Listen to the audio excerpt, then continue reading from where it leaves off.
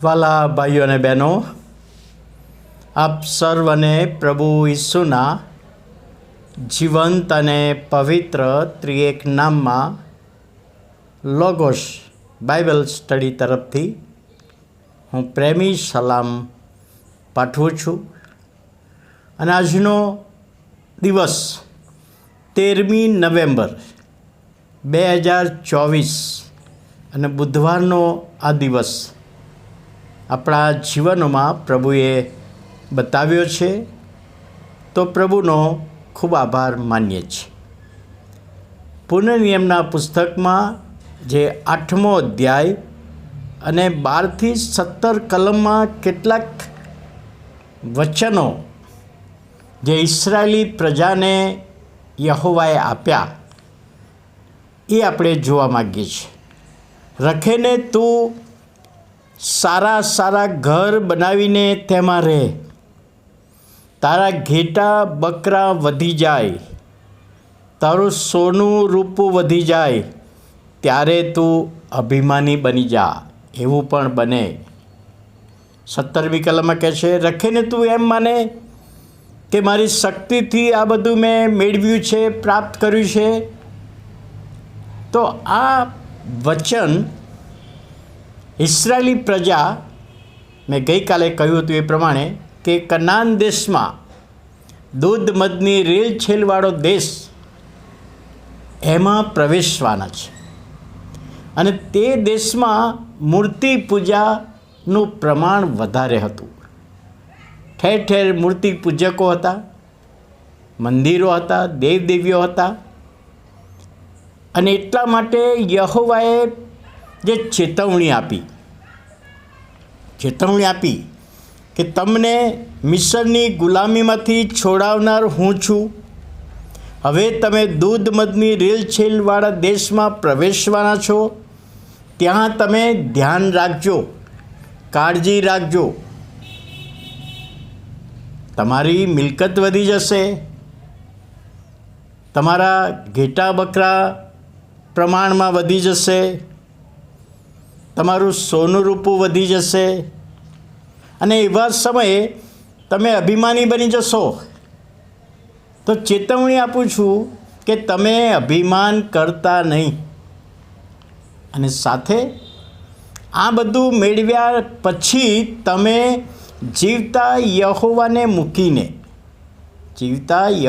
મૂકીને તમે બીજા અન્ય દેવીઓ તરફ વધી જશો, એ બાજુ વળી જશો. એટલે ચેતવણી આપે છે.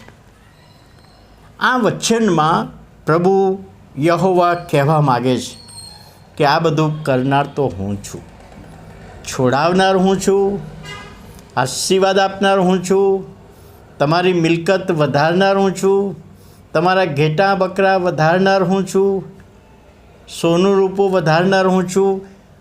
અને તમે અભિમાની બની જાઓ તો એ સહન કરી શકશે નહીં પ્રભુ.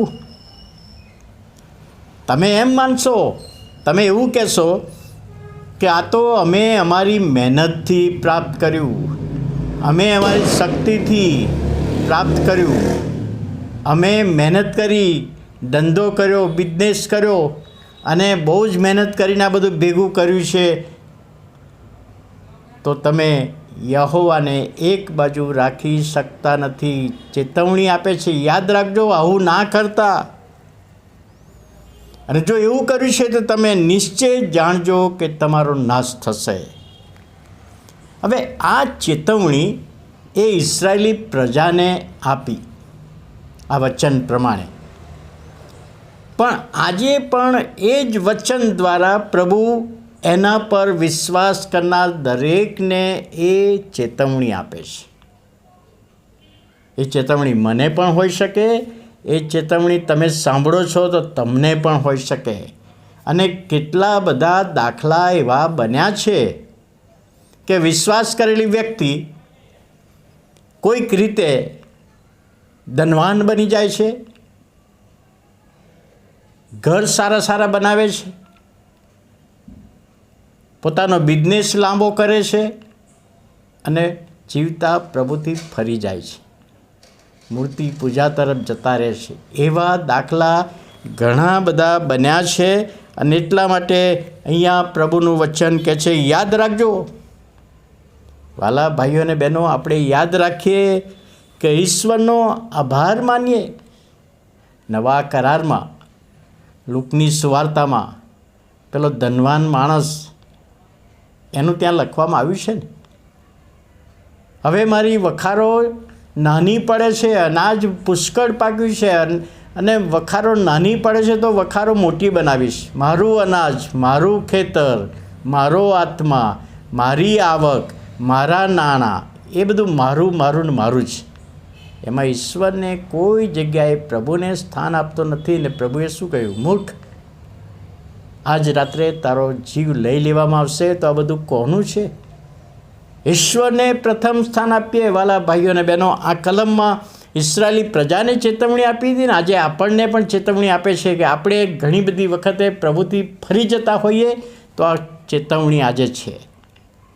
પ્રભુને વળગી રહીએ. આશીર્વાદ આપનાર પ્રભુ છે, એને ભૂલી ના જઈએ.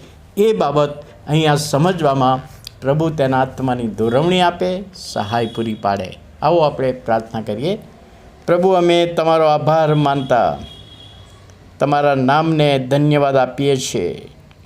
આજના નવા દિવસની ભેટને માટે આજનું વચનને પ્રોમિસ સમજવામાં, સમજાવવામાં આત્માની દોરવણી આપો, સહાય પૂરી પાડો, એનો આશીર્વાદ આપો.